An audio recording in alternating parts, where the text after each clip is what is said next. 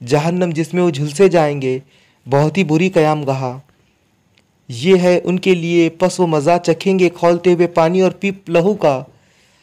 और इस किस्म की दूसरी तलखियों का वो जहन्नम की तरफ अपने पैरों को आते देखकर आपस में कहेंगे, ये एक लश्कर तुम्हारे पास घुसा चला आ रहा है, कोई खुश आमदीद इनके लिए नहीं है, ये आग में झुलसने वाले हैं। वो इनको जवाब देंगे, नहीं बल्कि तुम ही झुलसे जा रहे हो, कोई खैर मकदम तुम्हारे लिए नहीं, तुम ही तो ये अंजाम हमारे आगे लाए हो, कैसी बुरी है ये जाए करार। फिर वो कहेंगे, ऐ हमारे रब जिसने हमें इस अंजाम को पहुंचाने का बंदोबस्त किया, इसको दोज़ख का दोहरा अजाब दे। और वो आपस में कहेंगे, क्या बात है, हम उन लोगों को कहीं नहीं देखते जिन्हें हम दुनिया में बुरा समझते थे, हमने यूं ही इनका मजाक बना लिया था। या वो कहेंगे, नज़रों से ओझल है, हमने यूं ही उनका मजाक बना लिया था, या वो कहीं नज़रों से ओझल है।